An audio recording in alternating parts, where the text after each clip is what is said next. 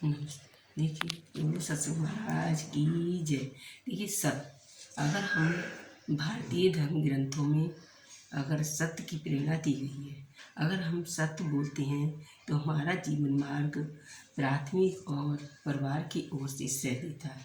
इस तरह से हम अपने जीवन में एक लक्ष्य कर लें कि हमें सत्य ही बोलना है, चाहे हमें कितने भी दुख सुख और रोग हो, कितने भी खेल। तो मानव जीवन का ये प्रारंभिक लक्ष्य परिवार और समुदाय से ही रूप में निर्वाह करना है। लेकिन मानव का अंतिम लक्ष्य परमात्मा का साक्षात्कार, परमात्मा को बनाने के लिए हम कितनी यत्न करते हैं कि प्रभु हमारा ये काम हो जाए, लेकिन परमात्मा की तरफ हमने कभी नहीं देखा है।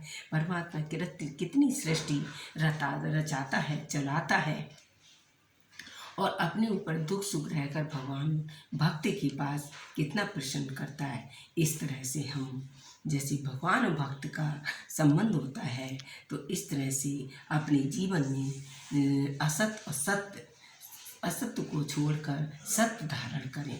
जैसे तीनों लोकों में सदा रहने के कारण, अजर अमर और सर्वत्र सर्वव्यापी होने के कारण परमात्मा ही जगत नश्वर है।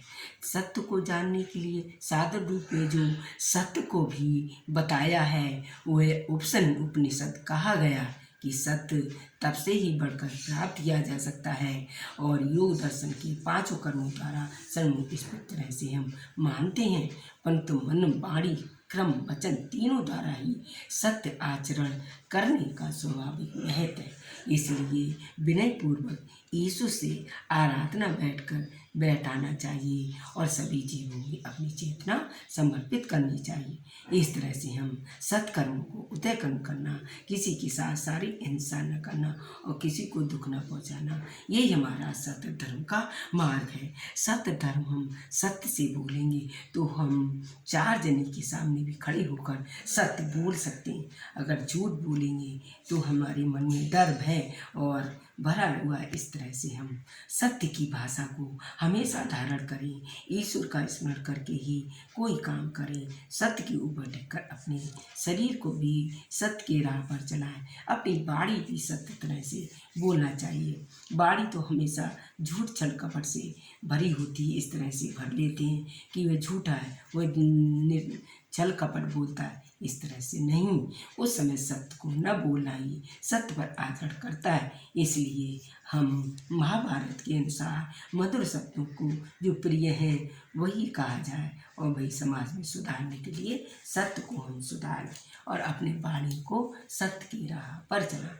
इस प्रकार से हमने सत्य की धारण करने के लिए हमेशा जीवन में धारण करें और दूसरों को इस धारण करने की प्रेरणा ले या दें।